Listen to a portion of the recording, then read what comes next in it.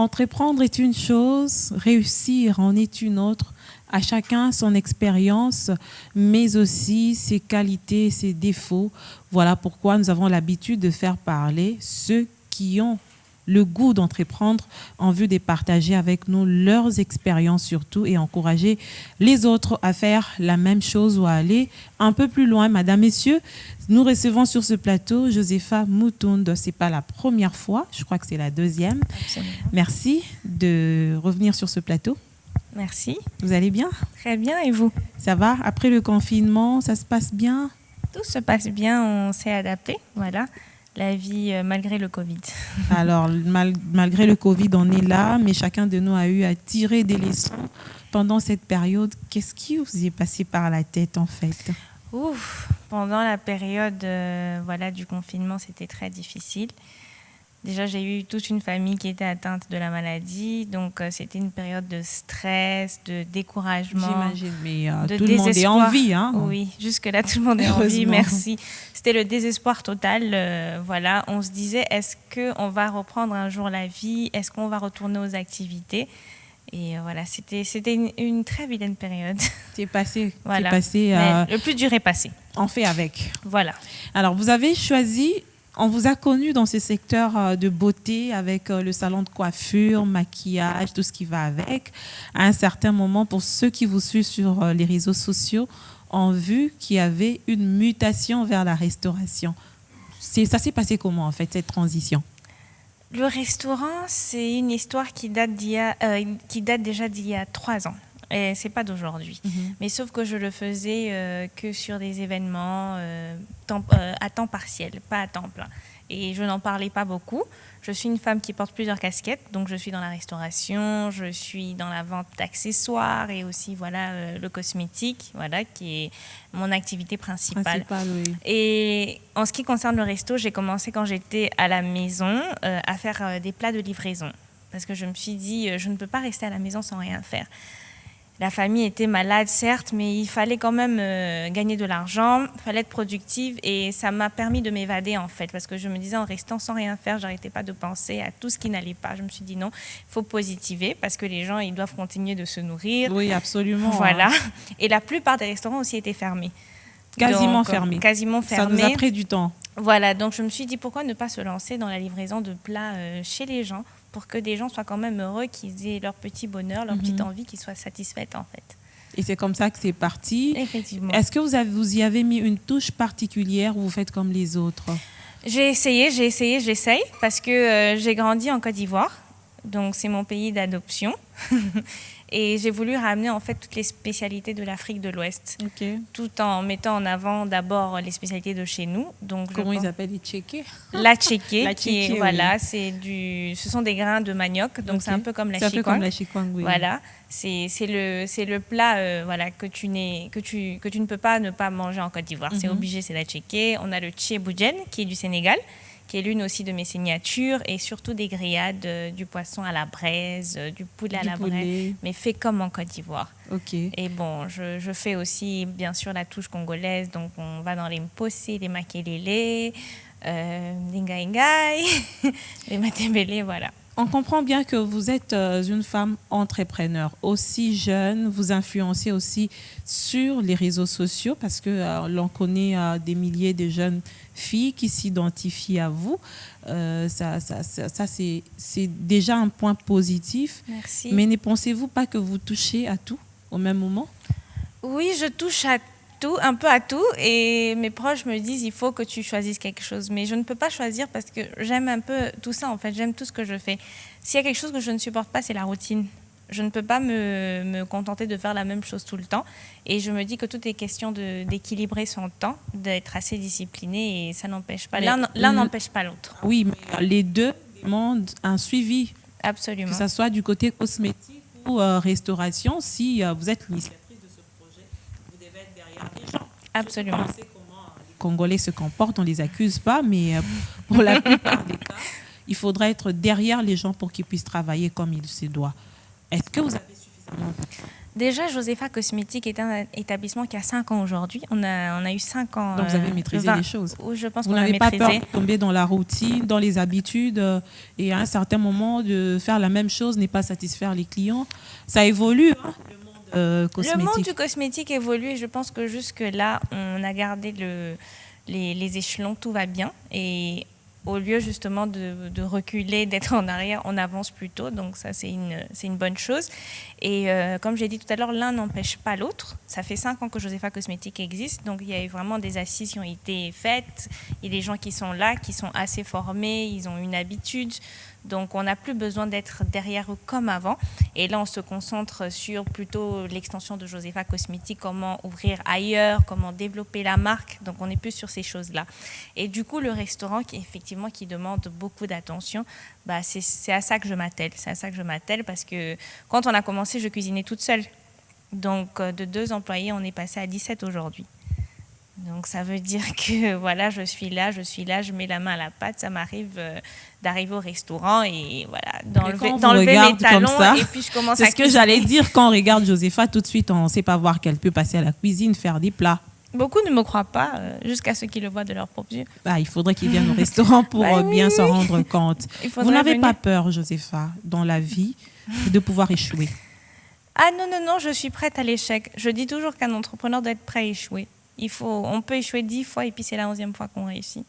Donc c'est pour ça que j'essaie, parce que c'est un risque. Livrer des plats aux gens, avoir cette assurance, se dire que je vais faire un plat et le vendre à quelqu'un et convaincre cette personne de l'acheter, c'est un grand risque. Mais la restauration aussi, c'est quand même beaucoup d'exigences au même moment. Ça demande vraiment de respecter certains principes. Est-ce que tout le monde aujourd'hui, parce que l'on voit des mamans qui nourrissent des milliers de quinoa au quotidien, mais par moments, ils les font vraiment sans beaucoup d'attention. Comment vous faites pour respecter ces principes? Bah, ça revient à ce qu'on disait tout à l'heure, je suis là pour les suivre derrière, voilà, parce que la cuisine c'est bien, mais l'hygiène passe avant tout. Et ça, je le dis tout le temps avec les gens avec qui je travaille. Quand on livre un plat à quelqu'un, il doit déjà par le plat qu'il reçoit, il doit sentir qu'il y a vraiment il y a une préparation bien faite qui a été faite depuis la cuisine. Donc c'est vraiment suivi à la lettre, on les suit de près et mes employés ils savent tous, je ne supporte pas la saleté. Donc il n'y a pas que le goût, que l'esprit de vendre, de gagner des clients, non, c'est d'abord l'hygiène. Donc vraiment on veille à ça tout le temps. Bon, ces femmes qui le font aussi, ces femmes qui tiennent des restaurants de fortune, est-ce qu'elles peuvent se considérer comme des femmes entrepreneurs qui ont des entreprises et y mettre du sérieux pour que... on voit comme par exemple à l'extérieur du pays, ce sont des vraies entreprises, hein, des restaurants, des take-away, mais c'est fait quand même de manière assez formelle, structurée. C'est pas comme si elles préparent dans la rue sans aucune norme. Elles se réveillent le matin, elles-mêmes parfois elles ne se lavent pas. Il faut qu'on se lave. Bon Oui. À 5 heures, elles sont parties pour aller se ravitailler et quand elles reviennent, les conditions laissent à désirer. Vous êtes dans le domaine, vous êtes en train d'évoluer, vous avez commencé petit, aujourd'hui ça évolue positivement. On ne peut pas se dire que c'est VIP seulement, mais qu'est-ce qui vous fait travailler avec assez d'assiduité? C'est la passion d'abord, la passion pour ce que je fais. J'aime ce que je fais, l'argent vient après. Parfois j'en fais, parfois non. Et donc voilà, c'est ce qui fait que je m'attelle à ça, je continue, j'aime. Et puis moi, il n'y a rien de tel que procurer un bonheur chez les autres. Quand tu sais, un client t'écrit, te dit franchement ton poulet était top, et qui ne le te dit pas pour te faire plaisir, mais parce qu'il le pense vraiment, parce qu'on a des clients aussi très exigeants, ça fait du bien. Et voilà, c'est tout part de la passion en fait pour moi. Cool. Et ces femmes-là, comme vous m'avez demandé tout à l'heure, est-ce qu'on peut les considérer comme des entrepreneurs? Absolument, elles sont à féliciter, elles sont braves. Et on n'entend peut-être pas parler d'elles, elles ne sont pas suivies sur les réseaux, mais elles nourrissent des milliers de personnes et elles sont à encourager. Et je pense que oui, elles arrivent à se faire de l'argent et si elles ont un meilleur suivi et un meilleur soutien, elles peuvent faire de grandes choses. Votre réussite aussi est à mettre au compte de votre popularité sur les réseaux sociaux. Vous avez déjà un grand nombre de publics qui vous suivent. C'est aussi facile, quand vous annoncez quelque chose, que vous puissiez avoir de la clientèle, n'est-ce pas, Josepha? Oui, absolument. L'influence des réseaux sociaux, ça facilite beaucoup la popularité. Donc oui, c'est un plus. C'est un plus. Oui. Vous les gérez assez positivement parce que parfois aussi ça ne marche pas. Oui, parfois ça ne marche pas. On se dit oui parce qu'on est populaire ou on a un certain nombre d'abonnés, on peut lancer un événement et puis on s'attend à autant de personnes et puis on n'a que 4 personnes. Ça arrive. Ça arrive. Voilà. Josépha, aujourd'hui, le challenge devient encore plus dur avec l'avènement du Covid-19 dans le secteur de l'entrepreneuriat. Le contexte économique lui-même aussi, déjà avant ça, il était assez compliqué. Entreprendre au Congo, c'est un véritable casse-tête parce que vous en avez l'expérience déjà avec Josépha Cosmétique. Aujourd'hui, vous vous étendez dans d'autres secteurs. Quels sont les secrets qui vous font persévérer ? Les secrets qui me font persévérer, je pense, c'est l'amour d'abord de son pays, l'amour du Congo, l'amour de ramener des choses, de faire avancer les choses en fait. Parce que ce n'est pas évident, c'est un grand challenge. Déjà, Josépha Cosmétique, pour qu'on tienne et qu'on ne mette pas la clé sous le paillasson, ça n'a pas été chose facile. Aujourd'hui, pour qu'on soit une référence, ça n'a pas du tout été facile. Et encore chez Joe Restaurant qui naît, voilà, et qui doit aussi se faire un nom, qui doit être aussi demain une référence d'endroits où on peut vraiment bien manger à Kinshasa. Ce n'est pas du tout chose facile. Ce qui me fait tenir, comme je l'ai déjà dit auparavant, c'est la persévérance, c'est la passion pour ce que je fais et l'amour de mon pays. Sinon, je serais déjà partie depuis bien longtemps. Que pensez-vous de cette catégorie de jeunes femmes comme vous, qui font partie de votre génération, mais qui attendent parfois que tout leur soit servi comme un plateau, sur un plateau, que tout leur soit servi comme un gâteau sur un plateau. Donc, elles attendent. Elles ont fini, par contre, certaines, elles sont licenciées, mais pas de boulot. Elles attendent, les années passent. Et rien ne se passe. Oui, rien ne se passe. Je pense que c'est bien dommage parce qu'il ne faudrait pas rester là, se tourner les pouces. Il faut bien se lever, voilà. Il y a des gens, moi je n'ai pas fait de grandes études. J'ai étudié pendant 2 ans, j'ai fait de la gestion d'entreprise et j'aimerais bien aller encore à l'école, rajouter des connaissances que je n'ai pas. Mais vous vous formez dans ce que vous faites. Absolument. La cuisine, j'ai jamais fait d'école de cuisine. Oui. Et vous savez, la restauration, c'est pas du tout facile parce qu'il ne suffit pas de savoir cuisiner pour réussir dans la restauration. C'est toute une organisation. C'est pas parce qu'on sait. C'est un art aussi. C'est un art. Déjà, c'est un art. Il y a beaucoup de techniques et on n'ouvre pas un restaurant parce qu'on cuisine bien. Cuisiner bien, c'est bien quand on est à la maison avec les proches, mais de la restauration, c'est une chaîne à organiser, à suivre au quotidien et s'adapter à la demande du client, c'est s'innover, se réinventer tous les jours parce que les gens ne vont pas manger la même chose sur une certaine durée de temps. Donc, c'est pas du tout évident. Et pour ces filles donc, je leur recommande vivement de se lever parce que le temps, il passe. Le temps, il passe, malheureusement. Et on n'a qu'une seule vie. On n'a pas de vie. On a tendance à oublier ça. On n'a pas de vie. Le temps, il passe. Et la plupart de ces jeunes filles, je pense qu'elles ont entre 18 et 30 ans. Oui. Toutes ces filles-là dont vous parlez. Et une fois qu'on a les 30, ça passe. On a d'autres soucis encore qui viennent. Donc, il faut vraiment se lever. Mais elles vous diront, on n'a pas toutes les mêmes facilités dans la vie. Le fait que vous soyez mouton peut-être vous a facilité la tâche. Ah oui. Ou peut-être pas. Parce que je suis juste une battante. Et le fait que moi je sois Fezamika, ça ce sont les idées que les gens se font dans la tête. Parce que c'est elle peut réussir dans la vie et moi non. Non, tout le monde a sa chance de réussir. Tout le monde a une chance. Il suffit de vraiment travailler sérieusement, de se donner à cœur pour ce qu'on fait. Je pense que chacune a sa chance. Moi, j'aurais pu me tourner les pouces et attendre la facilité, mais je ne le fais pas. Voilà.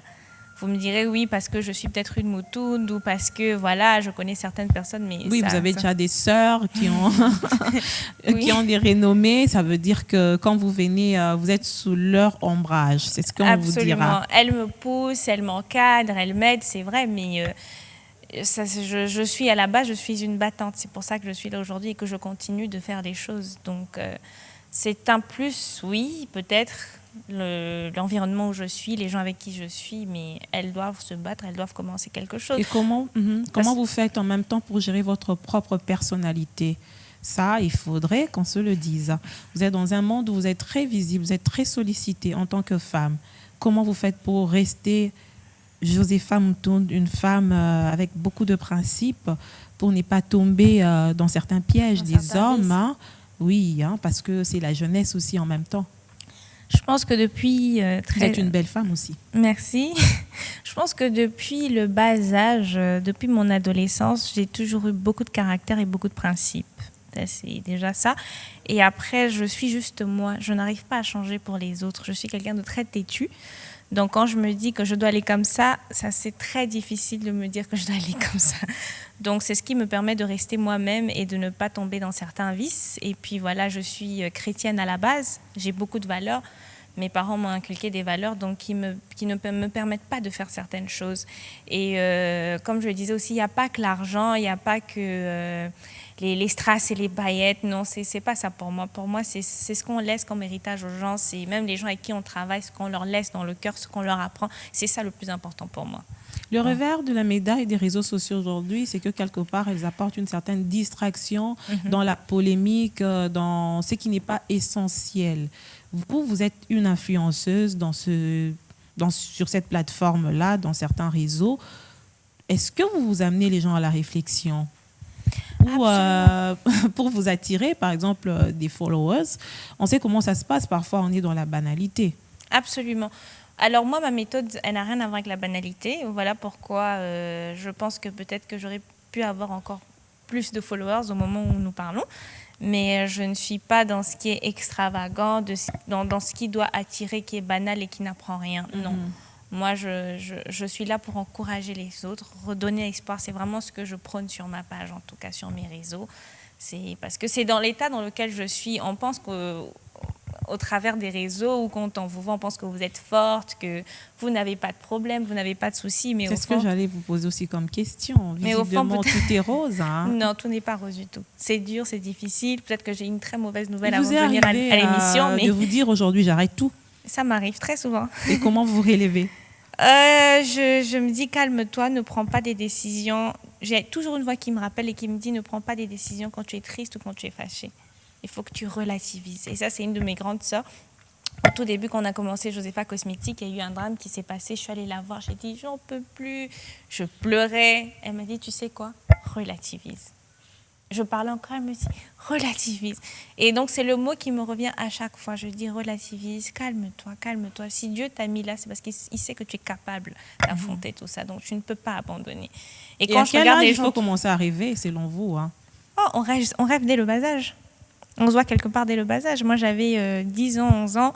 Je me rappelle dans les petits carnets des journaux intimes, là où chacun devait écrire un mot pour son ami, je disais toujours que je rêvais d'être esthéticienne. Et je me suis retrouvée à Josepha Cosmétique. C'est arrivé ? Voilà, c'est arrivé. Et au fur et à mesure aussi, je rêvais d'avoir un restaurant. Et mon rêve devient réalité. Et jusqu'où vous pousseriez vos rêves, vos ambitions ? Jusqu'où je peux. Jusqu'où Dieu me permet. Président de la République ? Non, pas de la politique. Je le dis toujours, la politique et moi, c'est deux choses différentes. Ah bon, qui c'est ? Bon, moi, je ne veux pas. Ça ne m'intéresse pas, sincèrement. Ça ne m'a jamais intéressée. Moi, je suis plus dans le social, l'humanitaire, voilà. En parlant justement du social, est-ce que vous avez des actions qui vous poussent vers les plus faibles, les vulnérables, les nécessiteux ? Comment vous le faites pour avoir de l'argent, récolter ces dons ? Dernièrement, je suis allée dans un orphelinat. Voilà, ça me tenait à cœur de faire un don et j'ai pris mon argent. Je me suis dit qu'il fallait nourrir les sur fonds propres. Sur fonds propres. Vous en avez beaucoup alors ? Pas beaucoup, mais je me dis avec ce qu'on a, on peut déjà partager. Il suffit pas d'en avoir. On ne faut pas attendre d'avoir beaucoup pour donner. Déjà avec le peu qu'on a, on partage. Si j'ai une baguette de pain, je la divise en deux, je donne à l'autre, il peut manger. Je ne suis pas obligée de manger toute une baguette. Donc, je me souviens que déjà, il n'y a pas longtemps, je suis allée dans un orphelinat, j'ai voulu nourrir 50 enfants et je l'ai fait, je leur ai apporté des vivres frais.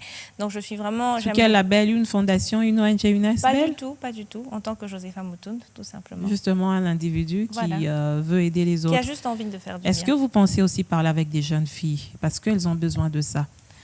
Oui, je pense à ça et c'est en cours d'organisation parce que... Vous avez peur de quoi ? D'un rejet de leur part ? Qu'elles se disent, mais celle-là, elle vient nous raconter quoi ? Pas du tout, pas du tout. Je pense qu'elles en ont besoin, c'est juste une question d'organisation et de temps, mais je veux bien. Parce que quand je rencontre des filles dans des supermarchés ou qui viennent au restaurant, elles me disent mais moi je veux être comme toi, je m'identifie à toi, tu es mon modèle. Justement, donc il faudrait partager avec elles, les écouter, orienter, donner quelques conseils. Je compte organiser ce genre de choses, oui, absolument. Si vous avez une invitation, vous n'allez pas refuser avec beaucoup de prétextes. On sait comment ça se passe, j'ai pas le temps. C'est ça le problème en fait avec les femmes au Congo. On n'a pas le temps pour les autres. On est à un niveau où il y a un grand écart avec les plus faibles ou les gens qui sont considérés comme ceux qui vont prendre la relève. Et est-ce que vous pensez renverser la tendance en gardant votre niveau, vos rêves, vos ambitions, mais aussi en pensant à ceux qui s'identifient à vous? C'est dans mes projets, comme je l'ai dit. Hormis le virtuel, parce que ça, on sait que vous savez maintenir. Avec les followers, c'est Avec différent. Oui, mais c'est très différent, c'est un autre monde. Oui. Et même déjà sur Instagram, par exemple, les gens se plaignent beaucoup. Ils disent des fois, tu ne réponds jamais. C'est difficile. Quand tu as une panoplie de messages, c'est pas évident. Moi, je n'ai pas encore aujourd'hui les moyens de prendre quelqu'un qui va gérer ma page. Et je trouve que c'est de trop, en fait. Mais c'est dans mes projets de parler avec ces filles-là. Et voilà, parce qu'il ne suffit pas qu'elles voient le virtuel. Il faut qu'elles parlent effectivement avec moi et que je les inspire, je les oriente. Voilà, elles ont besoin de conseils. Quelle est la plus grande fatalité pour vous en tant que jeune fille, que vous considérez vraiment que ça soit une fatalité pour une jeune fille? La plus grande fatalité, c'est tomber dans des vices, en fait, tels que l'alcool, la drogue. Je pense qu'aujourd'hui, c'est un gros problème. Beaucoup de nous, parce qu'on a un problème de dépression. Oui. Les gens sont dépressifs et on ne s'en rend pas compte, surtout en Afrique. La dépression, c'est une maladie qu'on ignore, en fait. On ne s'en rend même pas compte qu'on est dans la dépression. Oui. Voilà, et beaucoup de jeunes filles, par rapport à certaines choses qu'elles n'ont pas, parce qu'elles regardent peut-être d'autres copines qui sont allées au Canada, qui sont allées ailleurs, qui ont poursuivi de grandes études, et elles n'ont pas eu cette opportunité-là. Elles tombent dans certains vices où il y a des hommes qui les approchent et ces hommes-là les emmènent dans ces vices-là. En fait. Et elle se dit que ces hommes-là, c'est la solution pour elle. Et ça, c'est un gros problème. Dernièrement, j'ai même perdu une amie à moi parce qu'elle a sombré dans la drogue. Pourtant, c'était une fille brillante. Elle était très intelligente. Mais pour moi, c'est l'une des plus grandes fatalités. Et il faut dire que le Congolais aussi boit beaucoup d'alcool. On ne s'en rend pas compte pourtant. Oui, mais on l'a remarqué pendant la période de Covid-19, comment les gens étaient confinés. Et la seule préoccupation pour certains, c'était réouvrir les bars. Donc, ça veut dire que les Congolais se défoulent quand même dans la bière. Oui. Et quand c'est pour une femme, ça devient encore plus difficile. Absolument. Ça devient plus difficile. Et comment justement rester soi-même en dépit de ce que l'on peut considérer comme problèmes, difficultés qui peuvent nous amener à sombrer dans la vie et tenir, parce que le contexte congolais est très, très, très compliqué. Très, très compliqué. Il y a des tendances qui naissent comme ça dans la jeunesse. J'ai regardé sur Internet. Avant, on avait les Oudjana. Oui, il y avait les Oudjana. Et récemment, j'ai vu Bukambetu. J'étais scandalisée. Je me suis dit, mais on va où avec cette jeunesse? En même temps, il y a des modèles, des jeunes filles qui sont en train d'exceller dans certains domaines. Mais de l'autre côté, oui, dans la dépravation des mœurs, c'est très compliqué. C'est très complexe et je dirais que pour tenir en dépit de tout ça, c'est d'avoir des valeurs. C'est l'éducation, ce sont les valeurs, c'est la crainte de Dieu, parce que quand on a la crainte de Dieu, il y a des choses qu'on ne fait pas. Et pourvu qu'on soit chrétienne. Oui, pourvu qu'on soit chrétienne, qu'on ait la crainte de Dieu. Oui, si on n'est pas chrétien, on ne parle pas de Dieu. Voilà. Donc, c'est dommage pour toutes ces filles-là qui sombrent dans des choses, mais elles manquent de valeurs, elles manquent de principes, et donc elles sombrent dans des choses impossibles. Et voilà, nous, on est là justement pour montrer qu'il y a la différence, que c'est possible. C'est possible de se battre, c'est possible de faire quelque chose. Et réussir sans tomber dans des vices. Oui. Et ça nous arrive, même moi, je suis très exposée aujourd'hui avec le restaurant. Qui dit restaurant dit alcool. Oui. Donc les clients qu'on reçoit, ils boivent de l'alcool. Parfois, ça peut être un verre de trop et il peut dire quelque chose. Voilà, il peut dire quelque chose de travers. Il peut faire un mouvement de travers. Donc, ayant des valeurs où on peut avoir des propositions très, très, très, très bizarres. Parfois alléchantes.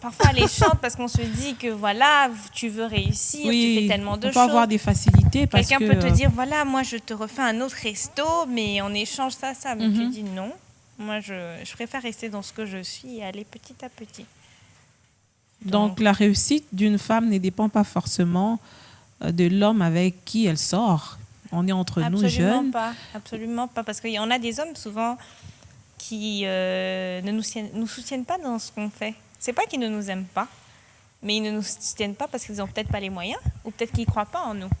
Jusqu'à ce qu'on fasse nos preuves et disent mais tiens, ma femme, c'est quelque chose. C'est une battante. Voilà, c'est une battante et puis après, il te soutient. Je dirais même comme Déborah une fois dans l'émission, elle a dit la richesse n'est pas sexuellement transmissible.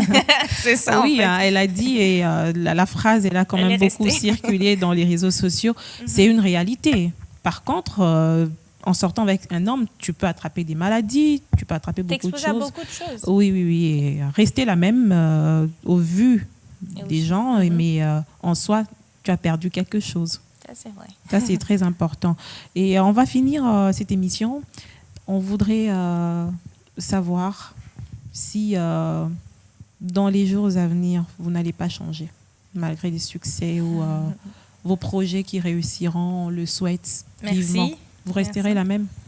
Oui, je crois que je resterai la même. C'est difficile de m'influencer. C'est difficile que je change de la personne que je suis. Je garde mes mêmes principes. Aujourd'hui, ça fait 5 ans que j'entreprends et je pense que je n'ai pas changé. Je suis toujours la même. Je tâche de rester humble.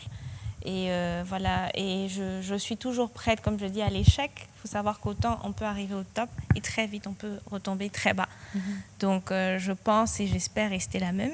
Et toujours prôner mes valeurs, mes principes. Et puis bon, je pense qu'en ce moment je suis très exposée, mais à un certain moment je deviendrai mère de famille. Donc épouse.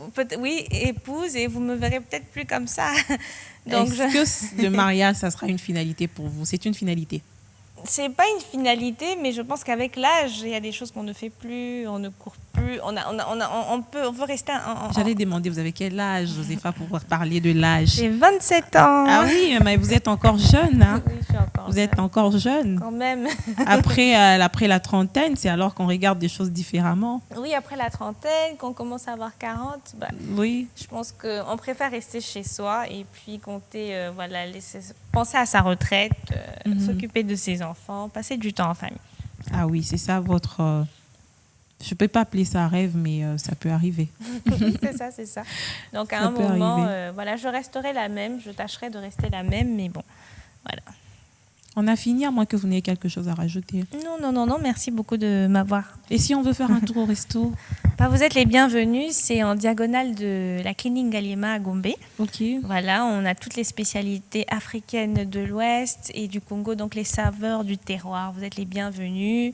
Et voilà, passez aussi toujours au salon parce que Josépha Cosmétique est là. La bourse, c'est ouvert à tout le monde ou c'est une certaine classe high level parce qu'on sait que c'est Gombe?